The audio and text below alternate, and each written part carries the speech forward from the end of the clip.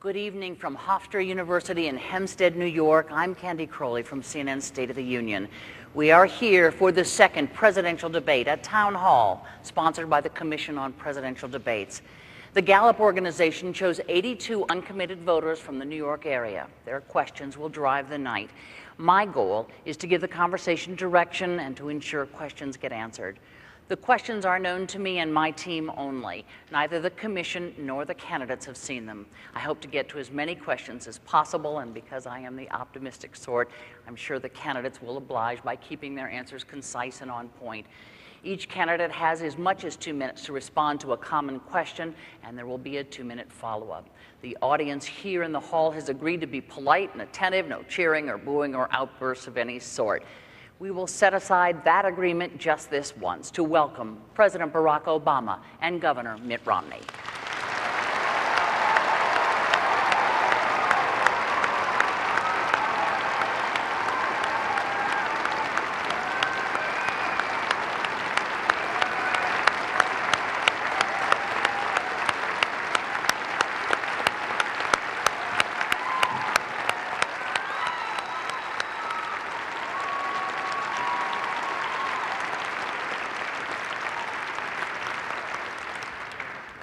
Gentlemen, thank you both for joining us here tonight. We have a lot of folks who have been waiting all day to talk to you, so I want to get right to it.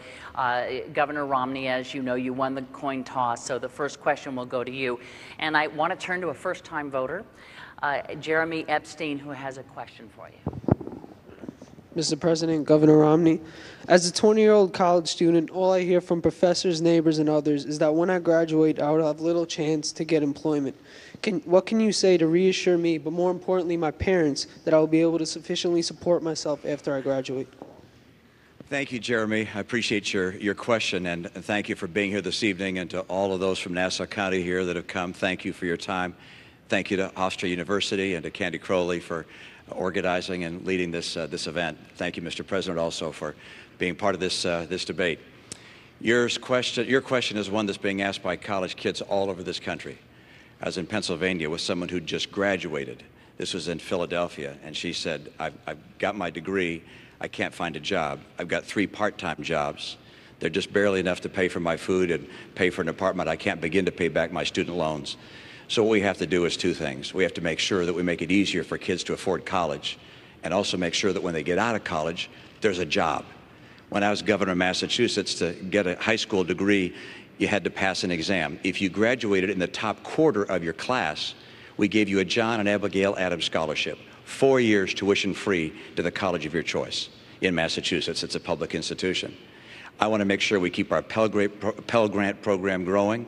We're also going to have our loan program so that people are able to afford school. But the key thing is to make sure you can get a job when you get out of school. And what's happened over the last 4 years has been very, very hard for America's young people. I want you to be able to get a job. I know what it takes to get this economy going. With half of college kids graduating this year without a job and without a college-level job, that's just unacceptable. And likewise, you've got more and more debt on your back. So more debt and less jobs. I'm going to change that. I know what it takes to create good jobs again. I know what it takes to make sure that you have the kind of opportunity you deserve. And kids across this country are going to recognize we're bringing back an economy. It's not going to be like the last 4 years. The middle class has been crushed over the last 4 years, and jobs have been too scarce. I know what it takes to bring them back, and I'm going to do that and make sure when you graduate. When do you graduate? 2014. When you come out in 2014, I presume I'm going to be president. I'm going to make sure you get a job. Thanks, Jeremy. Yeah, you bet. Mr. President. Jeremy, first of all, your future is bright. And the fact that you're making an investment in higher education is critical, not just to you, but to the entire nation. Now, the most important thing we can do is to make sure that we are creating jobs in this country, but not just jobs, good paying jobs, ones that can support a family. And what I want to do is build on the 5 million jobs that we've created over the last 30 months in the private sector alone. And there are a bunch of things that we can do to make sure your future is bright. Number 1, I want to build manufacturing jobs in this country again. You know, when Governor Romney said we should let Detroit go bankrupt, I said we're going to bet on American workers and the American auto industry, and it's come surging back. I want to do that in industries, not just in Detroit, but all across the country. And that means we change our tax code, so we're giving incentives to companies that are investing here in the United States and creating jobs here. It also means we're helping them and small businesses to export all around the world in new markets. Number two, we've got to make sure that we have the best education system in the world. And the fact that you're going to college is great, but I want everybody to get a great education. And we've worked hard to make sure that student loans are available for folks like you. But I also want to make sure that community colleges are offering slots for workers to get retrained for the jobs that are out there right now and the jobs of the future. Number three, we've got to control our own energy. You know, not only oil and natural gas, which we've been investing in, but also we've got to make sure we're building the energy sources of the future. Not just thinking about next year, but 10 years from now, 20 years from now. That's why we invest in solar and wind and biofuels, energy-efficient cars. We've got to reduce our deficit, but we've got to do it in a balanced way, asking the wealthy to pay a little bit more along with cuts so that we can invest in education like yours.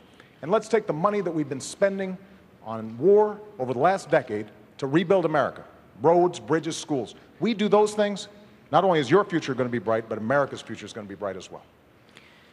Let me ask you for a more immediate answer, beginning with Mr. Romney. Just quickly, what can you do? We're looking at a situation where 40% of the unemployed have been unemployed for 6 months or more. They don't have the 2 years that Jeremy has.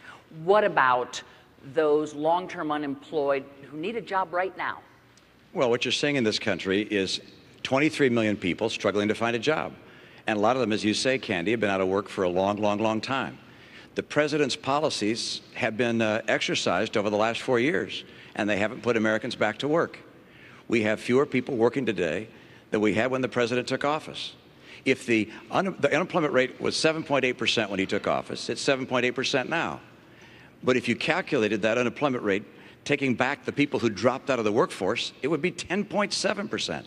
We have not made the progress we need to make to put people back to work. That's why I put out a 5-point plan that gets America 12 million new jobs in 4 years and rising take-home pay. It's going to help Jeremy get a job when he comes out of school. It's going to help people across the country that are unemployed right now. And one thing that the president said, which I want to make sure that we understand, he said that I said we should take Detroit bankrupt. And that's right. My plan was to have the company go through bankruptcy like 7-Eleven did at Macy's and at Continental Airlines and come out stronger. And I know he keeps saying, you wanted to take Detroit bankrupt. Well, the president took Detroit bankrupt.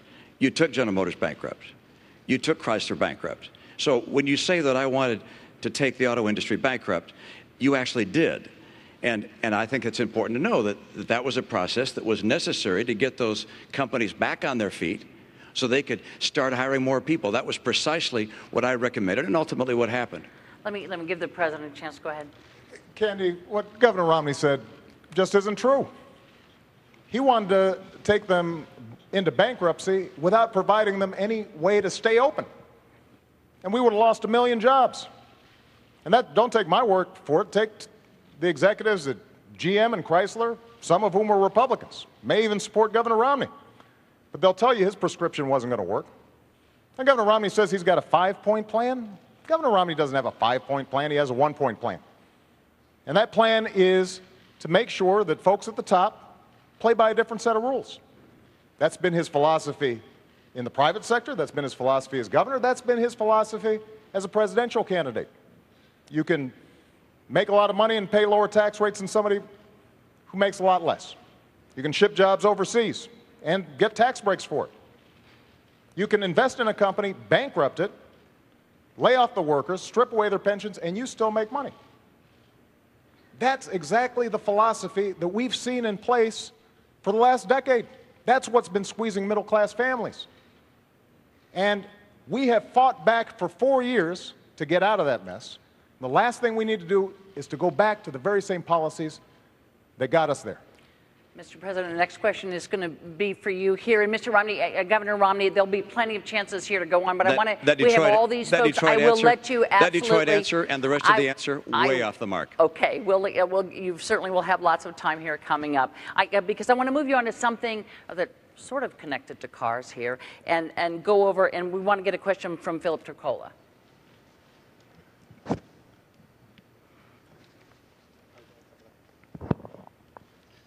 Your Energy Secretary, Stephen Chu, has now been on record 3 times stating it's not policy of his department to help lower gas prices. Do you agree with Secretary Chu that this is not the job of the Energy Department? The most important thing we can do is to make sure we control our own energy. So here's what I've done since I've been president.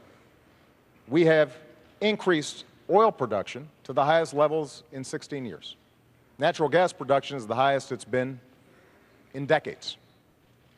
We have seen increases in coal production and coal employment. But what I've also said is we can't just produce traditional sources of energy, we've also got to look to the future. That's why we doubled fuel efficiency standards on cars. That means that in the middle of the next decade, any car you buy, you're going to end up going twice as far on a gallon of gas. That's why we've doubled clean energy production like wind and solar and biofuels. And all these things have contributed to us lowering our oil imports to the lowest levels in 16 years. Now, I want to build on that. And that means, yes, we still continue to open up new areas for drilling. We continue to make it a priority for us to go after natural gas. We've got potentially 600,000 jobs and 100 years' worth of energy right beneath our feet with natural gas. And we can do it in an environmentally sound way. But we've also got to continue to figure out how we have efficient energy, because ultimately that's how we're going to reduce demand, and that's what's going to keep gas prices lower. Now, Governor Romney will say he's got an all-of-the-above plan, but basically his plan is to let the oil companies write the energy policies. So he's got the oil and gas part, but he doesn't have the clean energy part. And if we are only thinking about tomorrow or the next day and not thinking about 10 years from now, we're not going to control our own economic future. Because China, Germany, they're making these investments. And I'm not going to cede those jobs of the future to those countries. I expect those new energy sources to be built right here in the United States. That's going to help Jeremy get a job. It's also going to make sure that you're not paying as much for gas. Governor, on the subject of gas prices. Well, let's look at the president's policies, all right, as opposed to the rhetoric, because we've had 4 years of policies being played out. And the president's right in terms of the additional oil production, but none of it came on federal land. As a matter of fact, oil production is down 14% this year on federal land, and gas production is down 9%. Why? Because the president cut in half the number of licenses and permits for drilling on federal lands and in federal waters. So where'd the increase come from? Well, a lot of it came from the Bakken Range in North Dakota. What was his participation there? The administration brought a criminal action against the people drilling up there for oil, this massive new resource we have. And what was the cause? 20 or 25 birds were killed, and they brought out a Migratory Bird Act to go after them on a criminal basis. Look, I want to make sure we use our oil, our coal, our gas, our nuclear, our renewables. I believe very much in our renewable capabilities. Ethanol, wind, solar will be an important part of our energy mix. But what we don't need is to have the president keeping us from taking advantage of oil, coal, and gas. This has not been Mr. Oil or Mr. Gas or Mr. Coal. Talk to the people that are working in those industries. I was in coal country. People grab my arms and say, please, save my job. The head of the EPA said, you can't build a coal plant. It's virtually impossible given our regulations. When the president ran for office, he said, if you build a coal plant, you can go ahead, but you'll go bankrupt. That's not the right course for America. Let's take advantage of the energy resources we have, as well as the energy sources for the future. And if we do that, if we do what I'm planning on doing, which is getting us energy independent, for North America energy independence, within 8 years, you're going to see manufacturing jobs come back because our energy is low cost. They're already beginning to come back because of our abundant energy. I'll get America and North America energy independent. I'll do it by more drilling, more permits and licenses. We're going to bring that pipeline in from Canada. How in the world the president said no to that pipeline, I will never know. This is about bringing good jobs back for the middle class of America, and that's what I'm going to do. Mr. President, let me just see if I can move you to the gist of this question, which is, are we looking at the new normal? I can tell you that tomorrow morning, a lot of people in Hempstead will wake up and fill up, and they will find that the price of gas is over $4 a gallon. Is it within the purview of the government to bring those prices down, or are we looking at the new normal? Candy, there's no doubt that world demand's gone up, but our production is going up, and we're using oil more efficiently. And very little of what Governor Romney just said is true. We've opened up public lands. We're actually drilling more on public lands than in the previous administration. And the previous president was an oil man. And natural gas isn't just appearing magically. We're encouraging it and working with the industry. And when I hear Governor Romney say he's a big coal guy, I mean, keep in mind, when you were governor of Massachusetts, you stood in front of a coal plant and pointed at it and said, "This plant kills," and took great pride in shutting it down. And now suddenly you're a big champion of coal. So what I've tried to do is be consistent. With respect to something like coal, we made the largest investment in clean coal technology to make sure that even as we're producing more coal, we're producing it cleaner and smarter. Same thing with oil, same thing with natural gas. And the proof is our oil imports are down to the lowest levels in 20 years. Oil production is up, natural gas production is up, and most importantly, we're also starting to build cars that are more efficient. And that's creating jobs. That means those cars can be exported because that's the demand around the world. And it also means that it'll save money in your pocketbook. That's the strategy you need on all of the above strategy, and that's what we're going to do in the next 4 years. But that's not what you've done in the last 4 years. That's the problem. Sure. In the last 4 years, you cut permits and licenses on federal land and federal waters in half. Not true, Governor Romney. So how much did you cut them by? Not true. By how much did you cut them by then?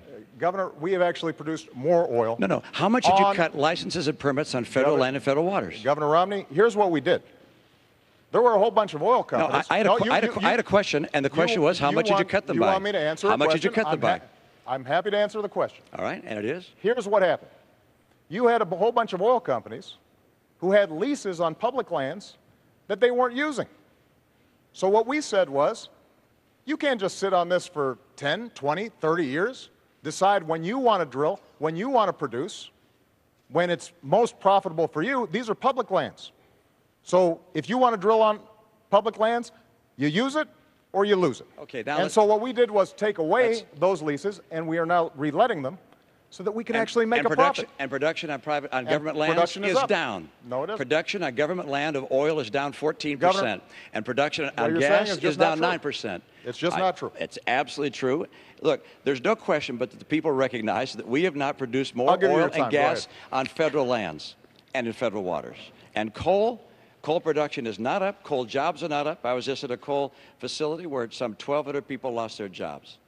The right course for America is to have a true all-of-the-above policy. I don't think anyone really believes that you're a person who's going to be pushing for oil and gas and coal. You'll get your chance in a moment. I'm still speaking. Well, and the answer is, I don't believe people think that's the case because that wasn't a question. Okay. That was a statement.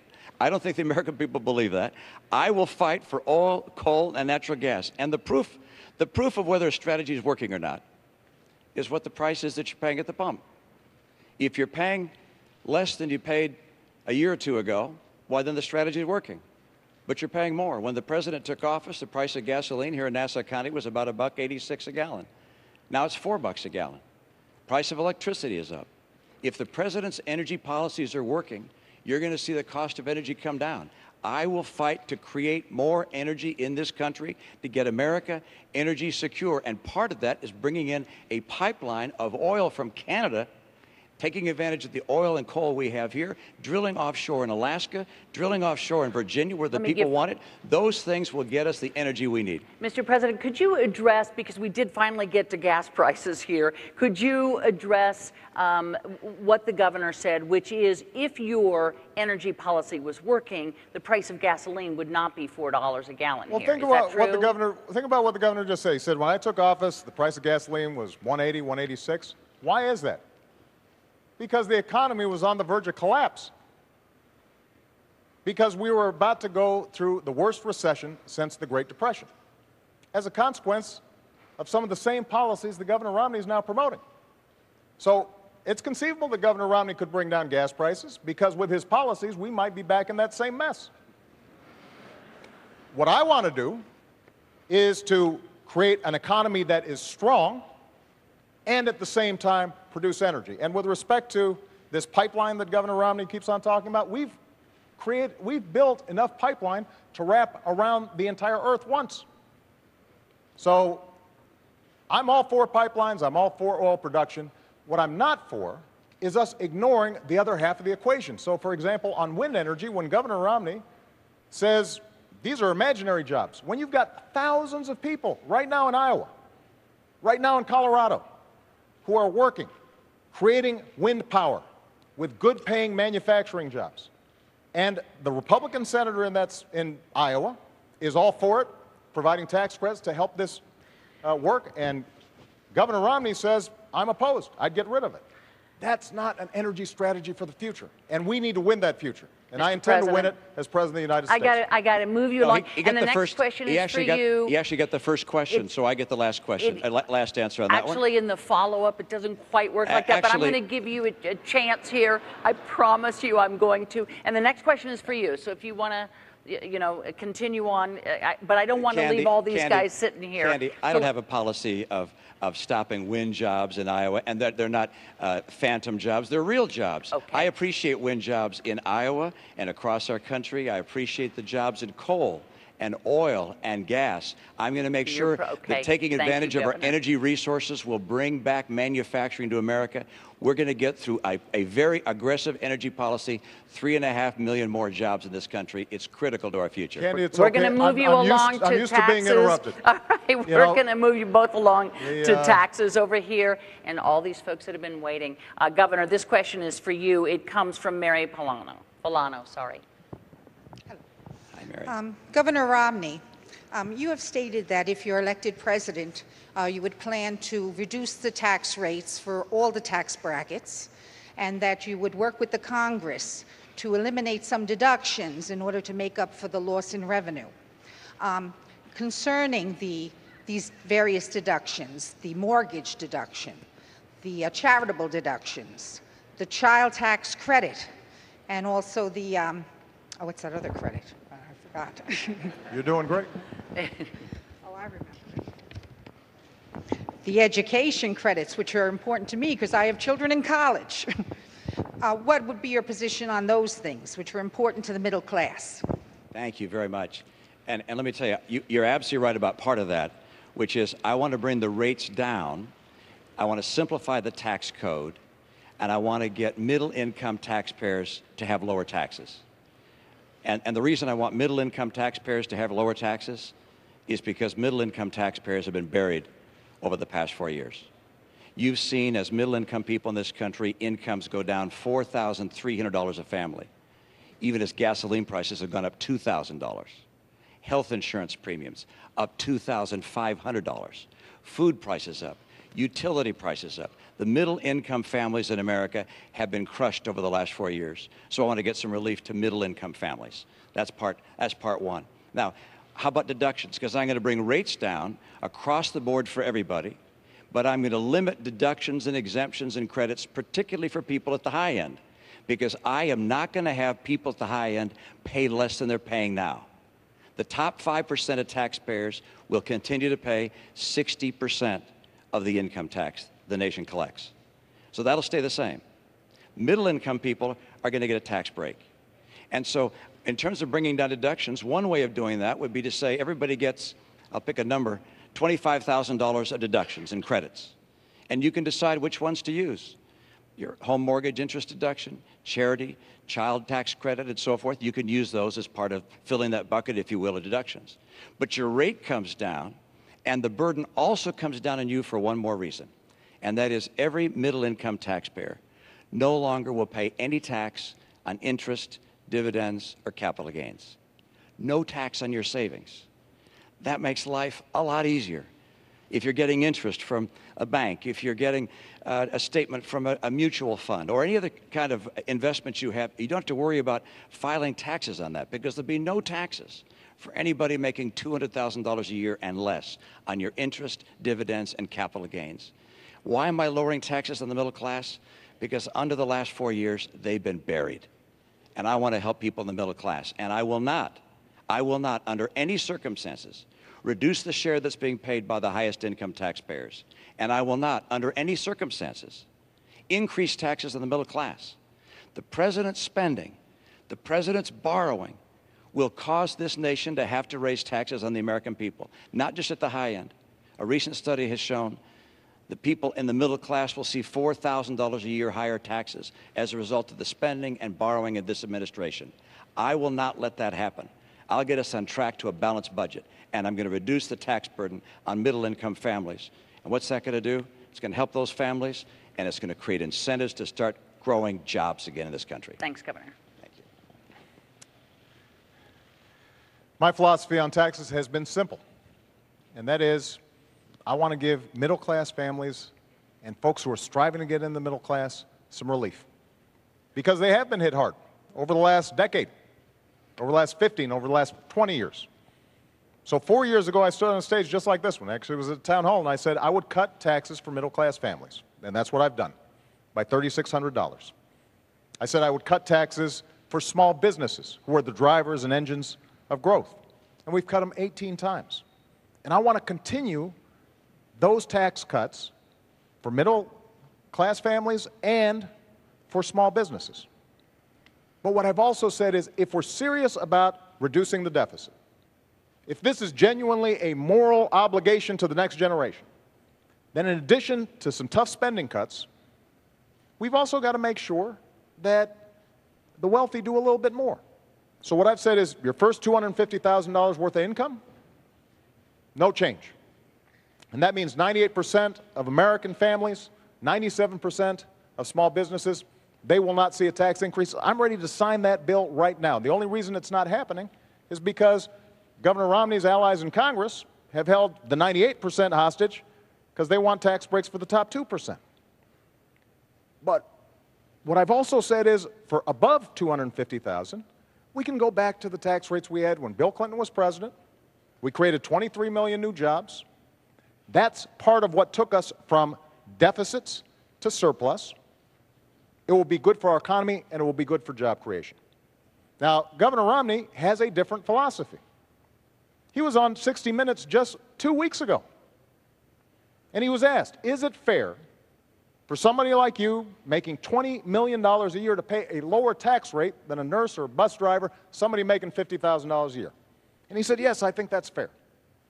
Not only that, he said, I think that's what grows the economy. Well, I fundamentally disagree with that. I think what grows the economy is when you get that tax credit that we put in place for your kids going to college. I think that grows the economy. I think what grows the economy is when we make sure small businesses are getting a tax credit for hiring veterans who fought for our country. That grows our economy. So we just have a different theory. And when Governor Romney stands here after a year of campaigning, when during a Republican primary he stood on stage and said, I'm going to give tax cuts. He didn't say tax rate cuts. He said tax cuts to everybody, including the top 1%. You should believe him, because that's been his history. And that's exactly the kind of top-down economics that is not going to work if we want a strong middle class and an economy that's thriving for everybody. Governor Romney, I'm sure you've got a reply there. You're absolutely right. You heard what I said about my tax plan. The top 5% will continue to pay 60% as they do today. I'm not looking to cut taxes for wealthy people. I am looking to cut taxes for middle-income people. And why do I want to bring rates down and at the same time lower exemptions and deductions, particularly for people at the high end? Because if you bring rates down, it makes it easier for small business to keep more of their capital and hire people. And for me, this is about jobs. I want to get America's economy going again. 54% of America's workers work in businesses that are taxed as individuals. So when you bring those rates down, those small businesses are able to keep more money and hire more people. For me, I look at what's happened in the last 4 years and say, this has been a disappointment. We can do better than this. We don't have to settle for how many months? 43 months with unemployment above 8%. 23 million Americans struggling to find a good job right now. There are 3.5 million more women living in poverty today than when the president took office. We don't have to live like this. We can get this economy going again. My 5-point plan does it. Energy independence for North America in 5 years, opening up more trade, particularly in Latin America, cracking down on China when they cheat, getting us to a balanced budget, fixing our training programs for our workers, and finally, championing small business. I want to help small businesses grow and thrive. I know how to make that happen. I spent my life in the private sector. I know why jobs come and why they go. And they're going now because of the policies of this administration. Governor, let me ask the president something about what you just said. The governor says that he is not going to allow the top 5%, I believe is what he said, to have a tax cut, that it will all even out, that what he wants to do is give that tax cut to the middle class. Settled? No, it's not settled. Look, the cost of lowering rates for everybody across the board, 20%, along with what he also wants to do in terms of eliminating the estate tax, along with what he wants to do in terms of corporate changes in the tax code, it costs about $5 trillion. Governor Romney then also wants to spend $2 trillion on additional military programs, even though the military is not asking for them. That's $7 trillion. He also wants to continue the Bush tax cuts for the wealthiest Americans. That's another $1 trillion. That's $8 trillion. Now, what he says is he's going to make sure that this doesn't add to the deficit, and he's going to cut middle-class taxes. But when he's asked, how are you going to do it, which deductions, which loopholes are you going to close, he can't tell you. The fact that he only has to pay 14% on his taxes when a lot of you are paying much higher, you know, he's already taken that off the board. Capital gains are going to continue to be at a low rate, so we're not going to get money that way. We haven't heard from the governor any specifics beyond Big Bird and eliminating funding for Planned Parenthood in terms of how he pays for that. Now, Governor Romney was a very successful investor. If somebody came to you, Governor, with a plan that said, here, I want to spend $7 or $8 trillion, and we're going to pay for it, but we can't tell you until maybe after the election how we're going to do it, you wouldn't have taken such a sketchy deal. And neither should you, the American people, because the math doesn't add up. And what's at stake here is one of two things. Either, Candy, this blows up the deficit, because keep in mind, this is just to pay for the additional spending that he's talking about. $7, $8 trillion, that's before we even get to the deficit we already have. Or alternatively, it's got to be paid for not only by closing deductions for wealthy individuals, that'll pay for about 4% reduction in tax rates. You're going to be paying for it. You'll lose some deductions. And you can't buy this sales pitch. Nobody who's looked at it that's serious actually believes it adds up. Mr. President, let me get the governor in on this. And Governor, let's, before we get into a vast array of who says what study says what, if it shouldn't add up, if somehow when you get in there isn't enough tax revenue coming in, if somehow the numbers don't add up, would you be willing to look again at a 20%? Well, of course they add up. I was someone who ran businesses for 25 years and balanced the budget. I ran the Olympics and balanced the budget. I ran the state of Massachusetts as a governor, to the extent any governor does, and balanced the budget all 4 years. When we're talking about math that doesn't add up, how about $4 trillion of deficits over the last 4 years? $5 trillion. That's math that doesn't add up. We have a president talking about someone's plan in a way that's completely foreign to what my real plan is. And then we have his own record, which is we have 4 consecutive years where he said when he was running for office he would cut the deficit in half. Instead, he's doubled it. We've gone from $10 trillion of national debt to $16 trillion of national debt. If the president were reelected, we go to almost $20 trillion of national debt. This puts us on a road to Greece. I know what it takes to balance budgets. I've done it my entire life. So, for instance, when he says, yours is a $5 trillion cut, well, no, it's not, because I'm offsetting some of the reductions, withholding down some of the deductions. And Governor, I need to have you both hang up. I understand the stakes here. I understand both of you, but I will get run out of town if I don't allow to you, these Mr. people President, to I just get- described to you precisely how I do it with a single Good. number that people can put, and they can put their deductions and credits into Mr. that bucket. President, we're keeping track, I promise you. And Mr. President, the next question is for you, so stay standing. And it's Catherine Fenton who has a question for you. In what new ways do you intend to rectify the inequalities in the workplace, specifically regarding females making only 72% of what their male counterparts earn? Well, Catherine, this is a great question. And, you know, I was raised by a single mom who had to put herself through school while looking after 2 kids. And she worked hard every day and made a lot of sacrifices to make sure we got everything we needed. My grandmother, she started off as a secretary in a bank. She never got college education, even though she was smart as a whip. And she worked her way up to become a vice president at a local bank, but she hit the glass ceiling. She trained people who would end up becoming her bosses during the course of her career. She didn't complain. That's not what you did in that generation.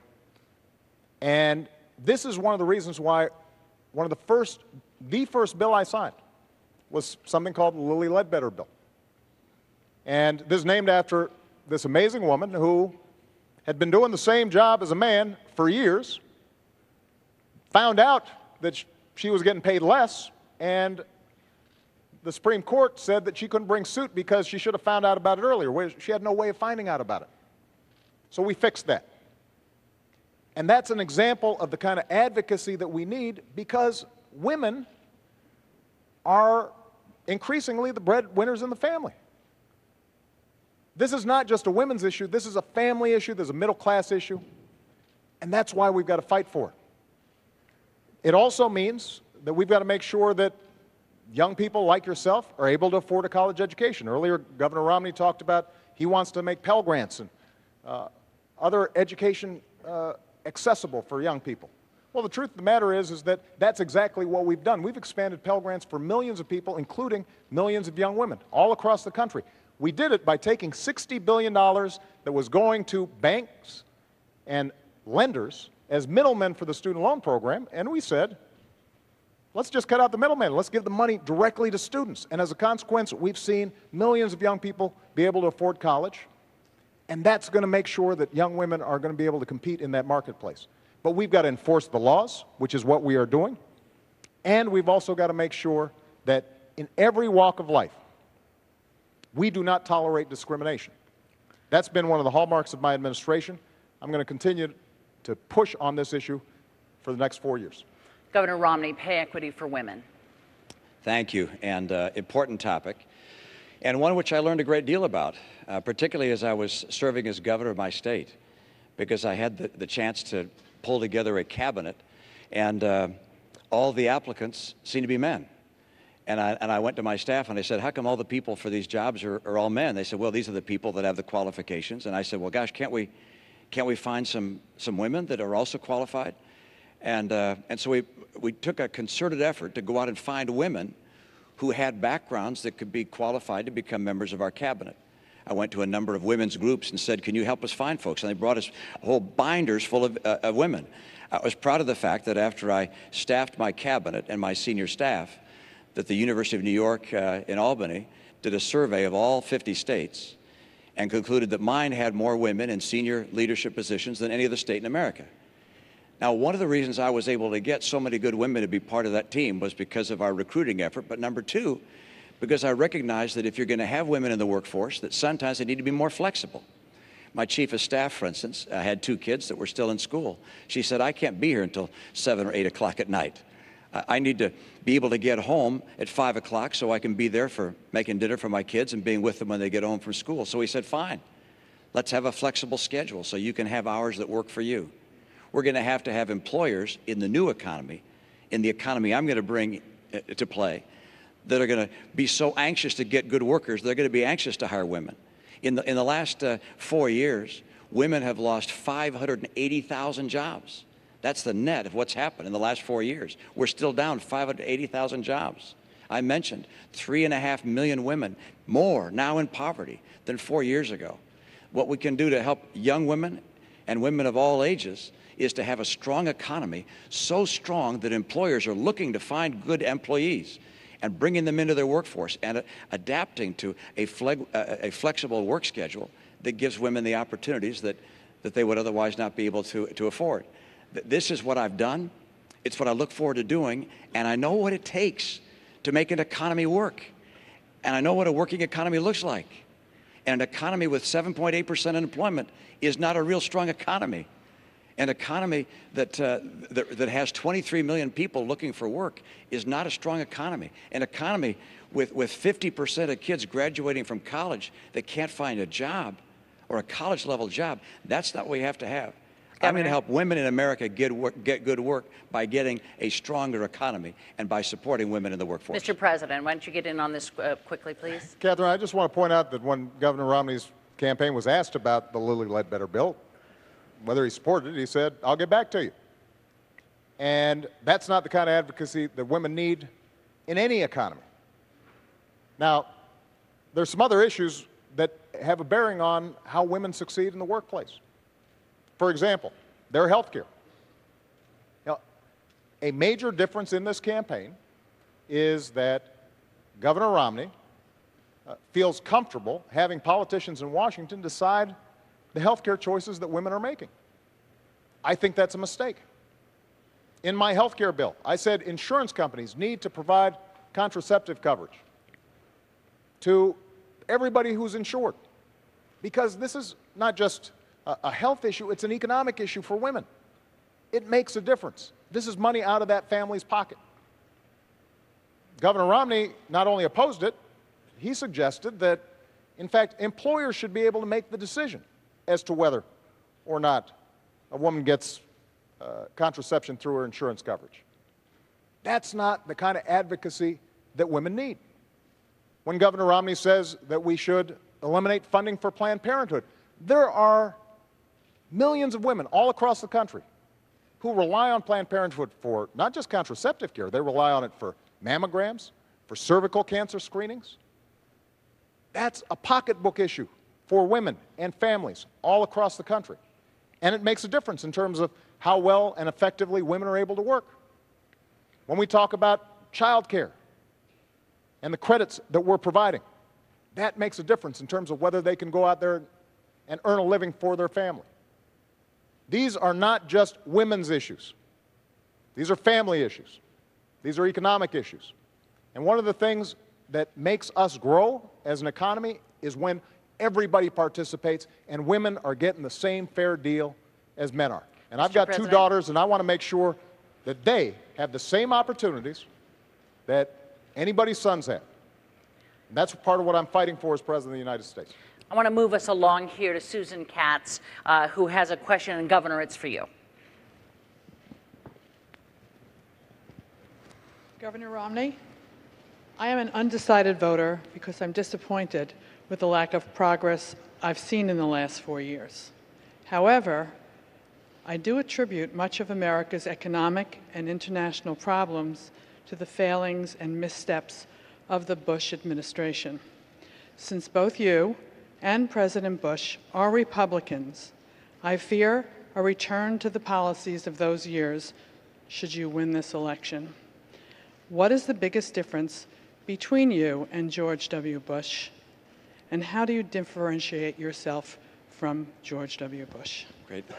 Thank you, and I appreciate that question. I just want to make sure that, I think I was supposed to get that last answer, but I want to point out that I don't believe... I don't think so, Candy. I don't believe... I want to make sure our timekeepers are working here. The timekeepers are all working, and let me tell you that the last part, it's for the two of you to talk to one another, and it isn't quite as ordered as you think. But go ahead and use this 2 minutes any way you'd like to. The question is on the floor.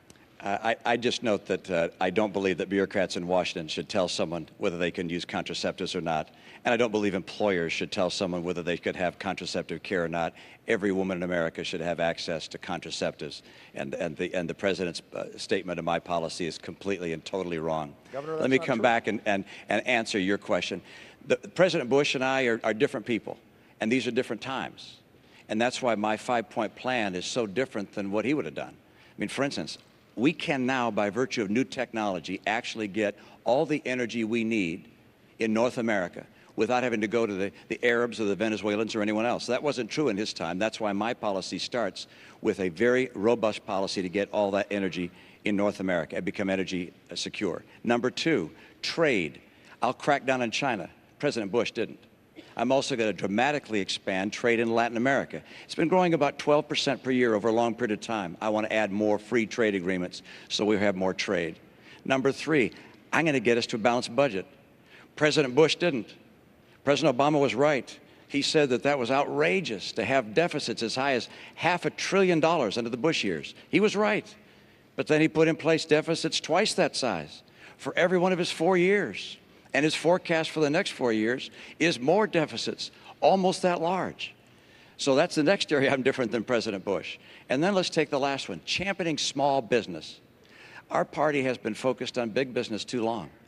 I came through small business. I understand how hard it is to start a small business. That's why everything I'll do is designed to help small businesses grow and add jobs. I want to keep their taxes down on small business. I want regulators to see their job as encouraging small enterprise, not crushing it.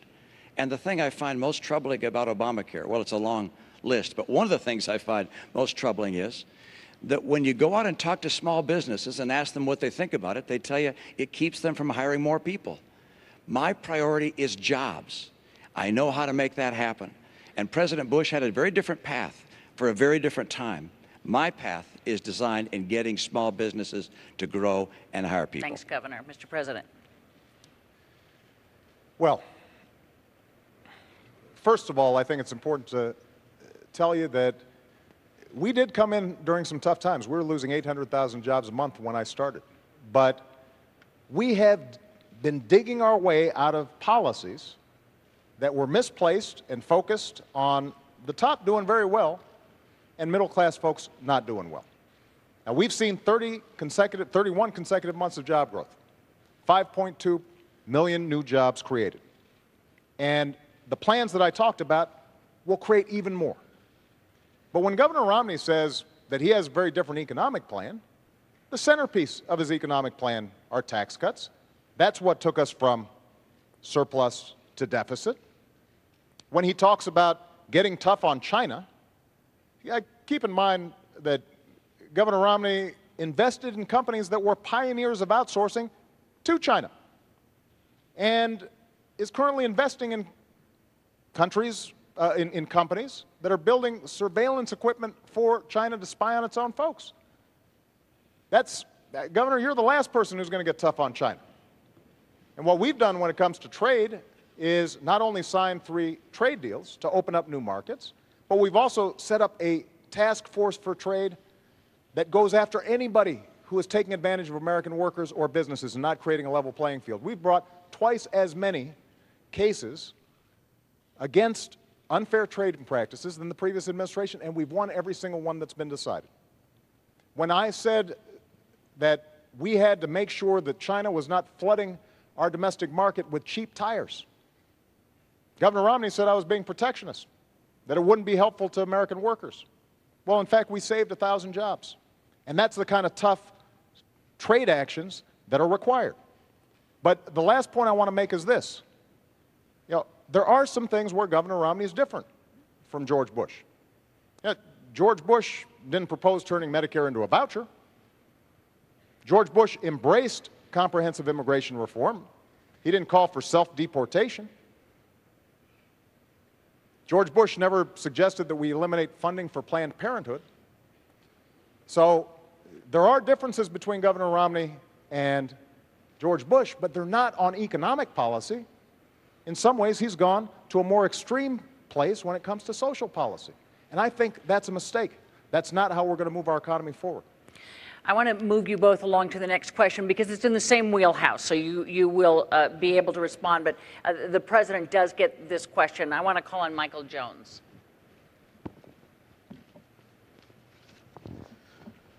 Mr. President, I voted for you in 2008. What have you done or accomplished to earn my vote in 2012? I'm not that optimistic as I was in 2012. Most things I need for everyday living are very expensive. Well, we've gone through a tough 4 years. There's no doubt about it. But 4 years ago, I told the American people, and I told you, I would cut taxes for middle-class families. And I did. I told you I'd cut taxes for small businesses, and I have.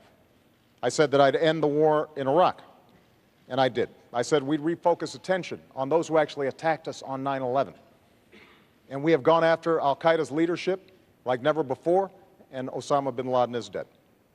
I said that we would put in place health care reform to make sure that insurance companies can't jerk you around, and if you don't have health insurance, that you'd have a chance to get affordable insurance. And I have. I committed that I would rein in the excesses of Wall Street, and we passed the toughest Wall Street reforms since the 1930s. We've created 5 million jobs, gone from 800,000 jobs a month being lost, and we are making progress. We saved an auto industry that was on the brink of collapse. Now, does that mean you're not struggling? Absolutely not. A lot of us are. And that's why the plan that I've put forward for manufacturing and education and reducing our deficit in a sensible way, using the savings from ending wars to rebuild America and putting people back to work, making sure that we are controlling our own energy, but not just the energy of today, but also the energy of the future. All those things will make a difference. So the point is, the commitments I've made, I've kept. And those that I haven't been able to keep, it's not for lack of trying, and we're going to get it done in a second term. But you should pay attention to this campaign because Governor Romney has made some commitments as well. And I suspect he'll keep those too. You know, when members of the Republican Congress say we're going to sign a no-tax pledge so that we don't ask a dime from millionaires and billionaires to reduce our deficit so we can still invest in education and helping kids go to college, he said, me too. When they said, we're going to cut Planned Parenthood funding, he said, me too. When he said, we're going to repeal Obamacare, first thing I'm going to do, despite the fact that it's the same health care plan that he passed in Massachusetts and is working well, he said, me too. That is not the kind of leadership that you need, but you should expect that those are promises he's going to keep. Mr. And President, the choice in this election is going to be whose promises are going to be more likely to help you in your life, make sure your kids can go to college, make sure that you are getting a good paying job, making sure that Medicare and Social Security will be there for you. Thank you. Governor.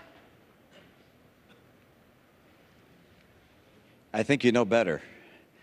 I think you know that these last 4 years haven't been so good as the president just described, and that you don't feel like you're confident that the next 4 years are going to be much better either. I can tell you that if you were to elect President Obama, you know what you're going to get. You're going to get a repeat of the last 4 years. We just can't afford 4 more years like the last 4 years. He said that by now we'd have unemployment at 5.4%. The difference between where it is and 5.4% is 9 million Americans without work. I wasn't the one that said 5.4%. This was the president's plan. Didn't get there. He said he would have by now put forward a plan to reform Medicare and Social Security because he pointed out they're on the road to bankruptcy. He would reform them. He'd get that done. He hasn't even made a proposal on either one. He said in his first year he'd put out an immigration plan that would deal with our immigration challenges. Didn't even file it. This is a president who has not been able to do what he said he'd do. He said that he'd cut in half the deficit. He hasn't done that either. In fact, he doubled it. He said that by now middle-income families would have a reduction in their health insurance premiums by $2,500 a year. It's gone up by $2,500 a year. And if Obamacare is passed or implemented, it's already been passed, if it's implemented fully, it'll be another $2,500 on top. The middle class is getting crushed under the policies of a president who has not understood what it takes to get the economy working again. He keeps saying, look, I've created 5 million jobs. That's after losing 5 million jobs. The entire record is such that the unemployment has not been reduced in this country. The unemployment, the number of people who are still looking for work, is still 23 million Americans. There are more people in poverty, 1 out of 6 people in poverty. How about food stamps? When he took office, 32 million people were on food stamps. Today, 47 million people are on food stamps. How about the growth of the economy? It's growing more slowly this year than last year, and more slowly last year than the year before. The president wants to do well, I understand, but the policies he's put in place, from Obamacare to Dodd-Frank, to his tax policies, to his regulatory policies, these policies combined have not led this economy take off and grow like it could have. You might say, well, you got an example of when it worked better? Yeah. In the Reagan recession, where unemployment hit 10.8%, between that period, the end of that recession, and equivalent period of time to today, Ronald Reagan's recovery created twice as many jobs as this president's recovery. 5 million jobs doesn't even keep up with our population growth. And the only reason the unemployment rate seems a little lower today is because of all the people that have dropped out of the workforce. The president has tried, but his policies haven't worked. He's great as a speaker and describing his plans and his vision. That's wonderful, except we have a record to look at. And that record shows he just hasn't been able to cut the deficit, to put in place reforms for Medicare and Social Security, to preserve them, to get us the rising incomes we need. Median incomes down $4,300 a family, and 23 million Americans out of work. That's what this election is about. It's about who can get the middle class in this country a bright and prosperous future and assure our kids the kind of hope and optimism they deserve. Governor, I want to move you along. Don't go away, and we'll have plenty of time to respond. We are quite aware of the clock for both of you, but I want to bring in a different subject here. Mr. President, I'll be right back with you. Lorraine Osorio has a question for you about a topic we have not heard. Yes, this is for Governor Romney, and we'll be right with you, Mr. President. Thanks. Is it Lorena? Lorraine. Lorraine? Yeah, Lorraine. Yes. Lorraine. How you doing? Good, thanks. President. Romney, what do you plan on doing with immigrants without their green card that are currently living here as productive members of society? Thank you. Lorraine, did I get that right? Good. Thank you for your question. And let me step back and tell you what I'd like to do with our immigration policy broadly and include an answer to your question. First of all, this is a nation of immigrants. We welcome people coming to this country as immigrants. My dad was born in Mexico of American parents. Ann's dad was born in Wales and is a first-generation American. We welcome legal immigrants into this country. I want our legal system to work better. I want it to be streamlined.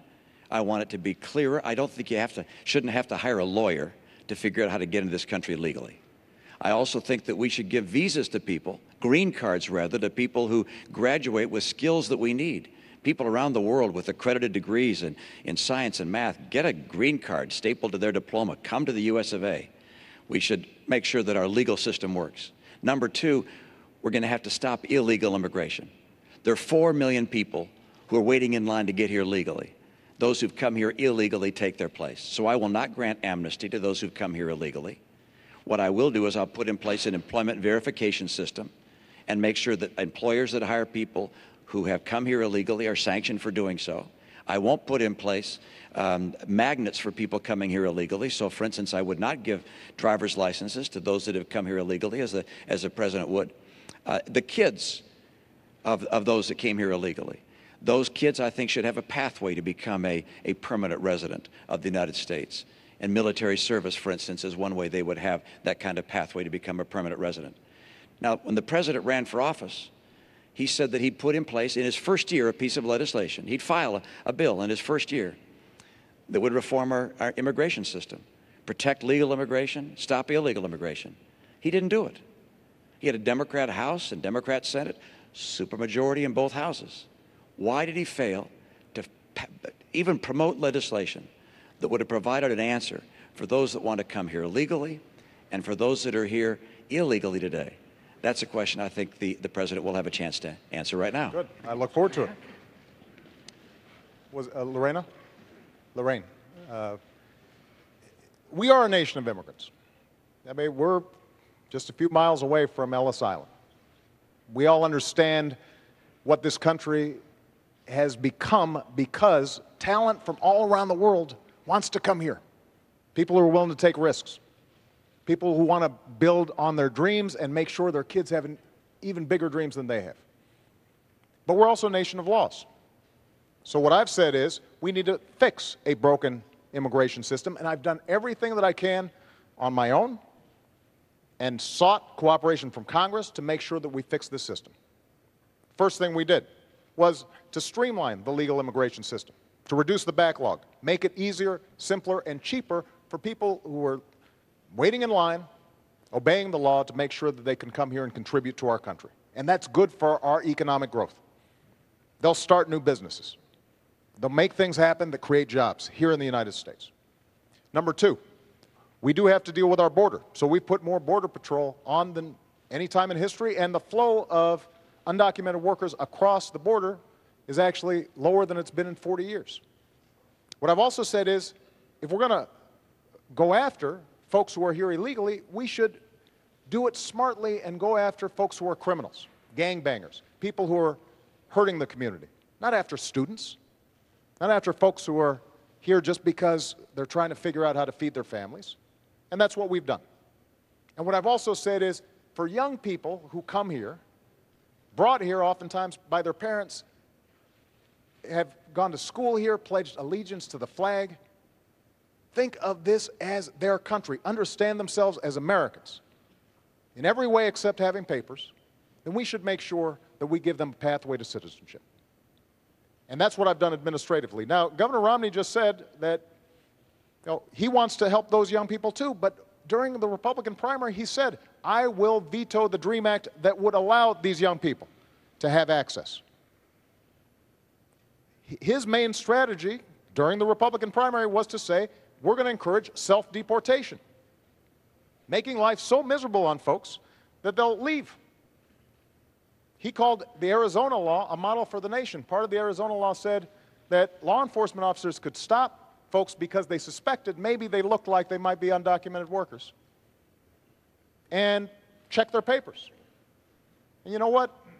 If my daughter or yours looks to somebody like they're not a citizen, I don't want to empower somebody like that. So we can fix this system in a comprehensive way. And when Governor Romney says the challenge is, well, Obama didn't try, that's not true. I sat down with Democrats and Republicans at the beginning of my term, and I said, let's fix this system, including senators previously who had supported it on the Republican side.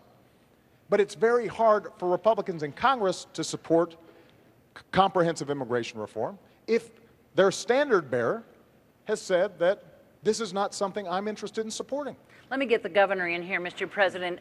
Let's speak to, if you could, Governor, the idea of self-deportation. Let me go back and speak to the points that the President made, and let's get them correct.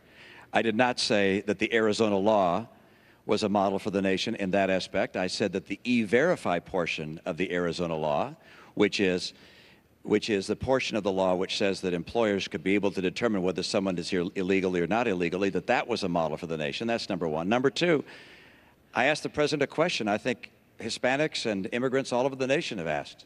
He was asked this on Univision the other day. Why, when you said you'd file legislation in your first year, didn't you do it? And he didn't answer. He doesn't answer that question. He said the standard bearer wasn't for it. I'm glad you thought I was a standard bearer 4 years ago, but I wasn't. 4 years ago, you said in your first year you would file legislation. In his first year, I was licking my wounds from having been beaten by John McCain. All right, I was not the standard bearer.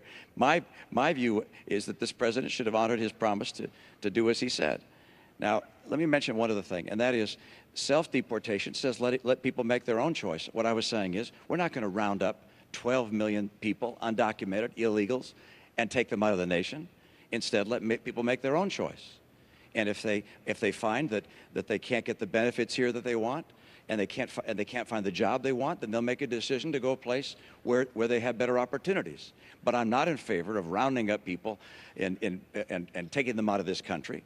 I am in favor, as the president has said, and I agree with him, which is that if people have committed crimes, we got to get them out of this country. let me mention something else the President said. It was a moment ago, and I didn't get a chance to, when he was describing Chinese investments and so forth. Candy, hold on a second. Mr. President, I'm still speaking. I'm sorry. Mr. President, why don't you let me finish? I'm going to Go ahead continue. and finish, I'm going to Governor continue. Romney. Governor Romney, if you could make it short. See all these people? They've been waiting for you. Could you Just make going to it make a short? point. Any investments I have over the last 8 years have been managed by a blind trust. And I understand they do include investments outside the United States, including in Chinese companies. Mr. President, have you looked at your pension? Have you looked at your pension? I've got to say. Mr. President, have you looked at your pension? You know, I don't look at my pension. It's not as big as yours, so it doesn't take as long. Let me give you some. Let me give you some advice. I don't check it that often. Let me give you some advice. Look at your pension. You also have investments in Chinese companies. You also have investments outside the United States. You also have investments through a Cayman's trust. And we're sort of way off topic Mr. here, President, Governor Romney. We're a little off topic. Completely off the immigration. I thought we were talking about immigration. And we were. I came back to what you spoke about I do before. want to make sure. If I could have you sit down, Governor Romney, thank you. I do want to make sure that we just understand something.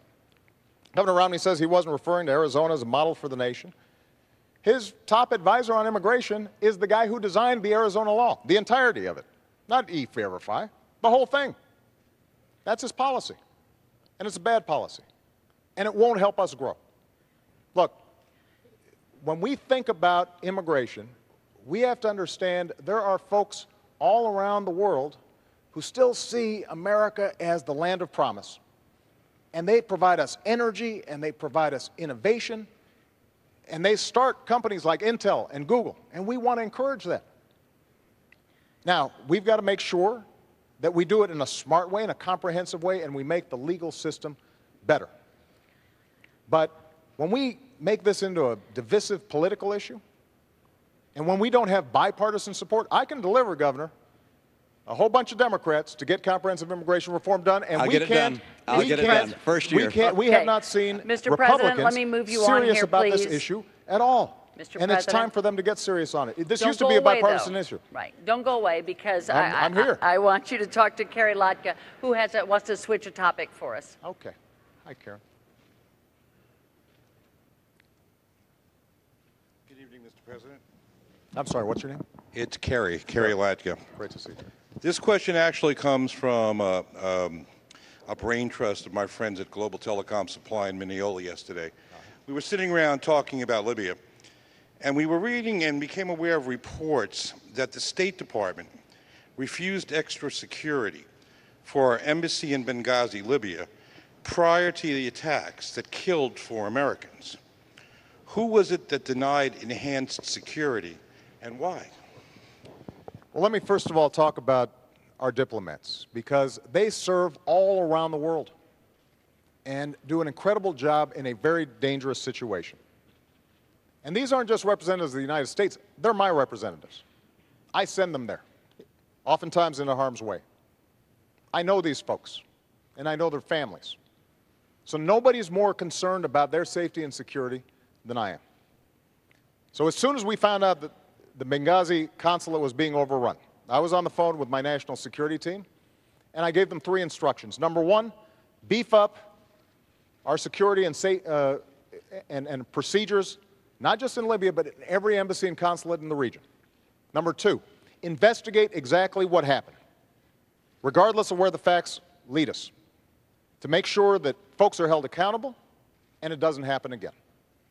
And number 3, we are going to find out who did this, and we're going to hunt them down. Because one of the things that I've said throughout my presidency is when folks mess with Americans, we go after them. Now, Governor Romney had a very different response. While we were still dealing with our diplomats being threatened, Governor Romney put out a press release trying to make political points. And that's not how a commander-in-chief operates. You don't turn national security into a political issue. Certainly not right when it's happening. And not everybody agrees with some of the decisions I've made. But when it comes to our national security, I mean what I say. I said I'd end the war in Libya, in Iraq, and I did. I said that we'd go after al-Qaeda and bin Laden. We have. I said we'd transition out of Afghanistan and start making sure that Afghans are responsible for their own security. That's what I'm doing. And when it comes to this issue, when I say that we are going to find out exactly what happened, everybody will be held accountable, and I am ultimately responsible for what's taking place there because these are my folks, and I'm the one who has to greet those coffins when they come home. You know that I mean what I say. Mr. President, I've got to move us along. Governor? Thank you, Carrie, for your question. It's an important one. And I think the President just said correctly that the buck does stop at his desk, and he takes responsibility for that, for the failure in providing those security resources, and those terrible things may well happen from time to time. I feel very deeply sympathetic for the families of those who lost loved ones. And today there's a memorial service for one of those that was lost in this tragedy. We think of their families and care for them deeply. There were other issues associated with this tragedy. There were many days that passed before we knew whether this was a spontaneous demonstration or actually whether it was a terrorist attack. And there was no demonstration involved. It was a terrorist attack. And it took a long time for that to be told to the American people. Whether there was some misleading or instead whether we just didn't know what happened, I think you have to ask yourself, why didn't we know 5 days later when the ambassador to the United Nations went on TV to say that this was a demonstration? How could we have not known? But I find more troubling than this, that on the day following the assassination of a United States ambassador, the first time that's happened since 1979, when we have 4 Americans killed there, when apparently we didn't know what happened, that the President, the day after that happened, flies to Las Vegas for a political fundraiser, then the next day to Colorado for another event, another political event. I think these actions taken by a president and a leader have symbolic significance, and perhaps even a material significance, in that you'd hope that during that time we could call in the people who were actually eyewitnesses. We've read their accounts now about what happened. It was very clear this was not a demonstration. This was an attack by terrorists. And this calls into question the President's whole policy in the Middle East. Look what's happening in Syria, in Egypt, now in Libya. Consider the distance between ourselves and Israel. The President said that he was going to put daylight between us and Israel. We have Iran 4 years closer to a nuclear bomb. Syria is not just the tragedy of 30,000 civilians being killed by a military, but also a strategically significant player for America. The President's policies throughout the Middle East began with an apology tour and pursue a strategy of leading from behind, and this strategy is unraveling before our very eyes. Because we're closing in, I want to still get a lot of people in. I want to ask you something, Mr. President, and then have the Governor just quickly. Your Secretary of State, as I'm sure you know, has said that she takes full responsibility for the attack on the diplomatic mission in Benghazi. Does the buck stop with your Secretary of State as far as what went on here? No. Secretary Clinton has done an extraordinary job, but she works for me. I'm the President, and I'm always responsible. And that's why nobody's more interested in finding out exactly what happened than I did. The day after the attack, Governor, I stood in the Rose Garden and I told the American people and the world that we were going to find out exactly what happened, that this was an act of terror, and I also said that we're going to hunt down those who committed this crime. And then a few days later, I was there greeting the caskets coming into Andrews Air Force Base and grieving with the families. And the suggestion that anybody in my team, whether the Secretary of State, our UN ambassador, anybody on my team would play politics or mislead when we've lost 4 of our own, Governor, is offensive. That's not what we do. That's not what I do as President. That's not what I do as Commander-in-Chief. Governor, if you want to reply just quickly to this, please. I certainly do. I think it's interesting the President just said something which is that on the day after the attack, he went to the Rose Garden and said that this was an act of terror. That's what I said. You said in the Rose Garden, the day after the attack, it was an act of terror. It was not a spontaneous demonstration. Is that what you're saying? Please proceed, Governor. I want to make sure we get that for the record, because it took the President 14 days before he called the attack in Benghazi an act of terror. Get the transcript. He did, in fact, sir. So let me call it an act of terror. Can you say that a little louder, Candy? He did call it an act of terror. It did as well take 2 weeks or so for the whole idea of there being a riot out there about this tape to come out. You're correct about that. The administration indicated that this was a reaction to a video and was a spontaneous reaction. They did. It took them a long time to say this was a terrorist act by a terrorist group.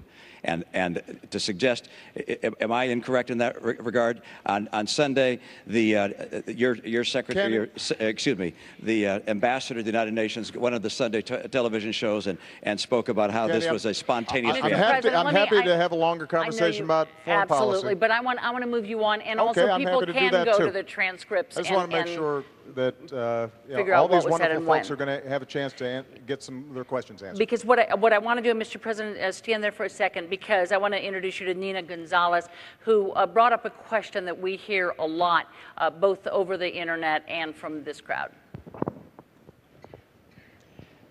President Obama, during the Democratic National Convention in 2008, you stated you wanted to keep AK-47s out of the hands of criminals.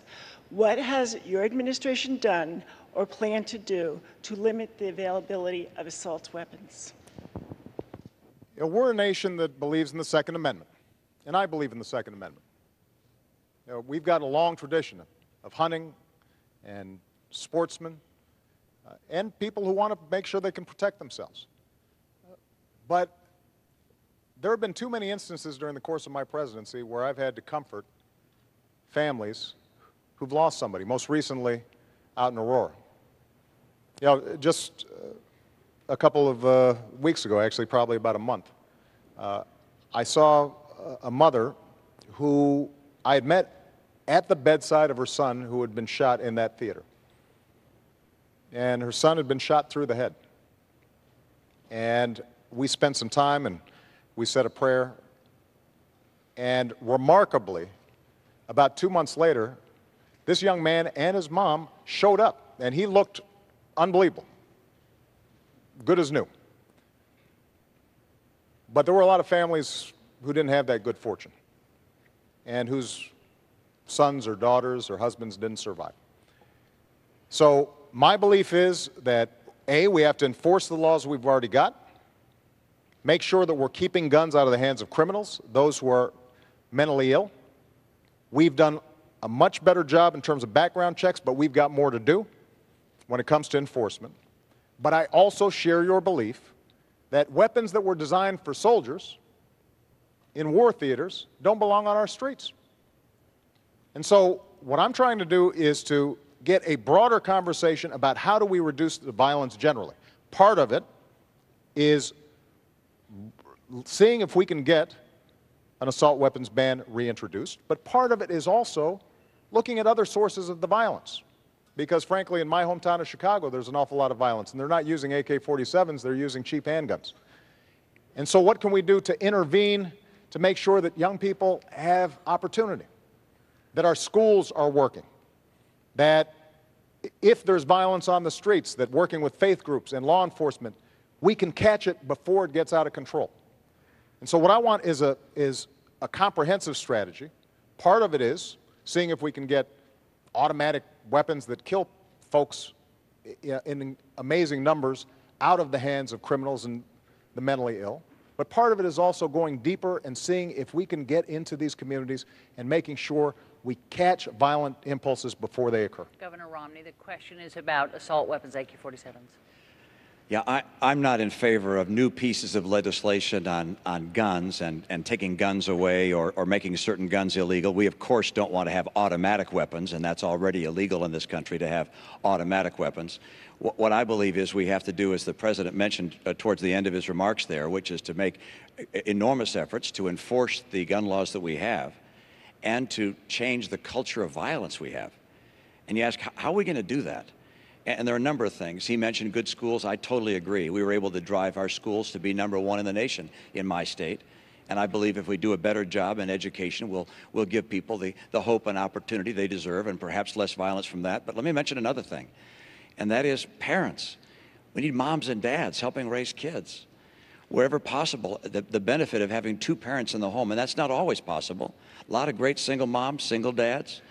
But gosh, to tell our kids that before they have babies, they ought to think about getting married to someone, that's a great idea. Because if there's a two-parent family, the prospect of living in poverty goes down dramatically. The opportunities that the child will be able to achieve increase dramatically. So we can make changes in the way our culture works to help bring people away from violence and give them opportunity and bring them in the American system. The greatest failure we've had with regards to gun violence in some respects is what is known as Fast and Furious, which was a program under this administration, and how it worked exactly, I think we don't know precisely, but where thousands of automatic and AK-47 type weapons were given to people that ultimately gave them to drug lords. They used those weapons against their own citizens and killed Americans with them.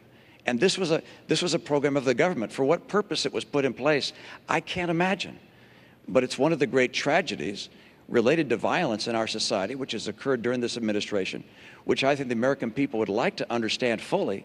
It's been investigated to a degree, but the administration has carried out executive privilege to prevent all the information from coming out. I'd like to understand who it was that did this, what the idea was behind it, why it led to the violence. Thousands of guns going to Mexican drug lords. Governor, if I could, the question was about these assault weapons that once were banned and are no longer banned. I know that you signed an assault weapons ban when you were in Massachusetts. Obviously, with this question, you no longer do support that. Why is that, given the kind of violence that we see sometimes with these mass killings? Why is that you've changed your mind? Well, Candy, actually, in my state, the pro-gun folks and the anti-gun folks came together and put together a piece of legislation. And it's referred to as an assault weapon ban, but it had, at the signing of the bill, both the pro-gun and the anti-gun people came together because it provided opportunities for both that both wanted. There were hunting opportunities, for instance, that hadn't previously been available and so forth. So it was a mutually agreed upon piece of legislation. That's what we need more of, Candy. What we have right now in Washington is a place that's gridlocked.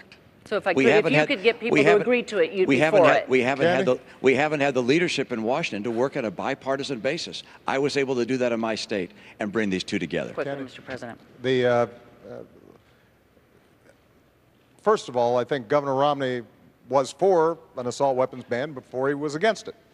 And he said that the reason he changed his mind was in part because he was seeking the endorsement of the National Rifle Association. So that's on the record. But I think that one area we agree on is the importance of parents and the importance of schools.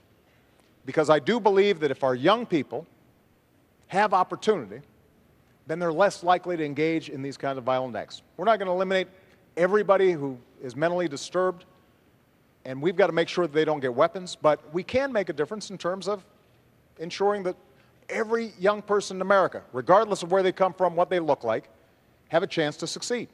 And Candy, we haven't had a chance to talk about education much, but I think it is very important to understand that the reforms we've put in place, working with 46 governors around the country, are seeing schools that are some of the ones that are the toughest for kids starting to succeed. We're starting to see gains in math and science. When it comes to community colleges, we are setting up programs, including with Nassau Community College, to retrain workers, including young people who may have dropped out of school but now are getting another chance, training them for the jobs that exist right now. And in fact, employers are looking for skilled workers. And so we're matching them up, giving them access to higher education. As I said, we have made sure that millions of young people are able to get an education that they weren't able to get before. Now, Mr. President, I have to move you along here. You said you wanted to hear these questions, and we need to do it here. Just one second, because this is important. This is part of the choice in this election. And when Governor Romney was asked whether hiring more teachers was important to growing our economy, Governor Romney said that doesn't grow our economy. The When he question, was of course, asked, Mr. was President, class was size- guns here, so I need to move us I along. You know, understand. the question was guns. So let me But this will make a bring in difference another. in terms of whether or not we can move this economy forward for these young people. I understand. And reduce our violence. Okay, thank you so much. I want to ask Carol Goldberg to stand up because she gets to a question that both these men have been passionate about. It's for Governor Romney. The outsourcing of American jobs overseas has taken a toll on our economy. What plans do you have to put back and keep jobs here in the United States? Boy, great question, an important question, because you're absolutely right. And the place where we've seen manufacturing go has been China. China is now the largest manufacturer in the world. It used to be the United States of America. A lot of good people have lost jobs. 500,000 manufacturing jobs have been lost in the last 4 years. That's total over the last 4 years. One of the reasons for that is that people think it's more attractive in some cases to go offshore than to stay here. We have made it less attractive for enterprises to stay here than to go offshore from time to time. What I will do as president is make sure it's more attractive to come to America again. This is the way we're going to create jobs in this country. It's not by trickle-down government, saying we're going to take more money from people and hire more government workers, raise more taxes, put in place more regulations. Trickle-down government has never worked here, has never worked anywhere. I want to make America the most attractive place in the world for entrepreneurs, for small business, for big business, to invest and grow in America. Now, we're going to have to make sure that as we trade with other nations, that they play by the rules, and China hasn't. One of the reasons, or one of the ways they don't play by the rules, is artificially holding down the value of their currency. Because if they put their currency down low, that means their prices on their goods are low. And that makes them advantageous in the marketplace. We lose sales, and manufacturers here in the U.S. making the same products can't compete. China has been a currency manipulator for years and years and years. And the president has a regular opportunity to label them as a currency manipulator, but refuses to do so. On day one, I will label China a currency manipulator, which will allow me as president to be able to put in place, if necessary, tariffs where I believe that they are taking unfair advantage of our manufacturers. So we're going to make sure that people we trade with around the world play by the rules. But let me not just stop there. Don't forget, what's key to bringing back jobs here is not just finding someone else to punish. And I'm going to be strict with people who we trade with to make sure they follow the law and play by the rules. But it's also to make America the most attractive place in the world for businesses of all kinds.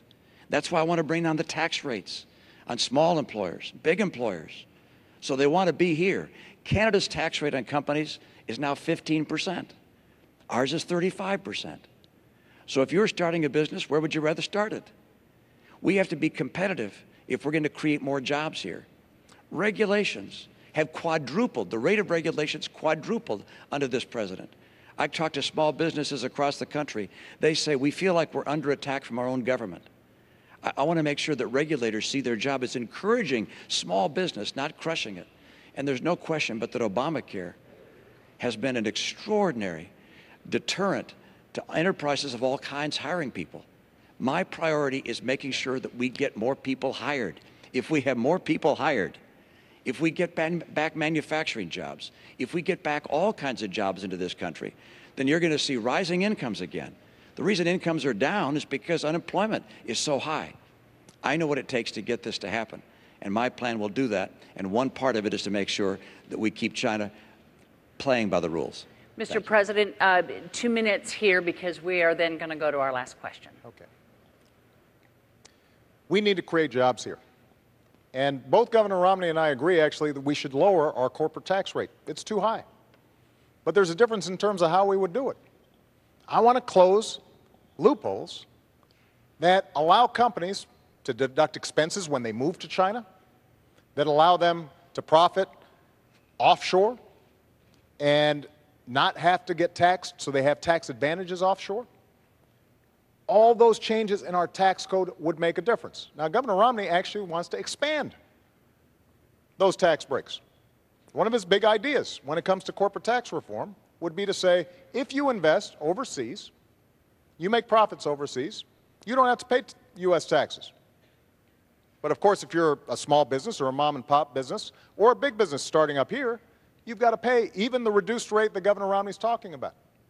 And it's estimated that that will create 800,000 new jobs.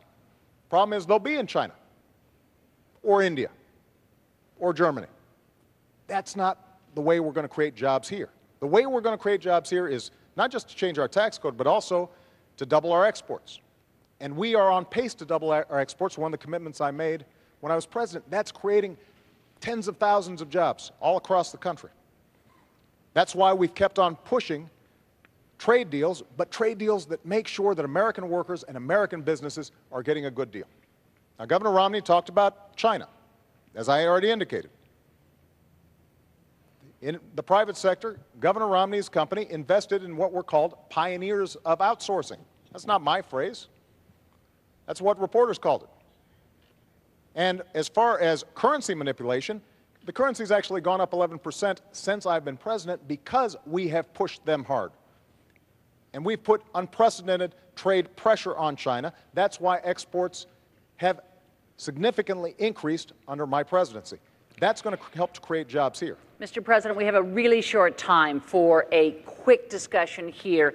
iPad, the Macs, the iPhones, they are all manufactured in China. One of the major reasons is labor is so much cheaper here. How do you convince a great American company to bring that manufacturing back here? The answer is very straightforward. We can compete with anyone in the world as long as the playing field is level. China's been cheating over the years. One, by holding down the value of their currency. Number two, by stealing our intellectual property, our designs, our patents, our technology. There's even an Apple store in China that's a counterfeit Apple store, selling counterfeit goods. They hack into our computers. We will have to have people play on a fair basis. That's number one. Number two, we have to make America the most attractive place for entrepreneurs, for people who want to expand a business. That's what brings jobs in. The president's characterization of my tax plan is completely false. Let me tell you. Let me go to the president here because we really are running out of time. And the question is, can we ever get, we can't get wages like that. It can't be sustained here. Candy, there's some jobs that are not going to come back because they're low-wage, low-skill jobs. I want high-wage, high-skill jobs. That's why we have to emphasize manufacturing. That's why we have to invest in advanced manufacturing. That's why we've got to make sure that we've got the best science and research in the world. And when we talk about deficits, if we're adding to our deficit for tax cuts for folks who don't need them, and we're cutting investments in research and science that will create the next Apple, create the next new innovation that will sell products around the world, we will lose that race. If we're not training engineers to make sure that they are equipped here in this country, then companies won't come here. Those investments are what's going to help to make sure that we continue to lead this world economy, not just next year, but 10 years from now, 50 years from now, 100 years from now. Thanks, Mr. President. Government does not Romney, create jobs. Government does not Governor create Romney, jobs. I want to introduce you to Barry Green because he's going to have the last question to you first. Barry?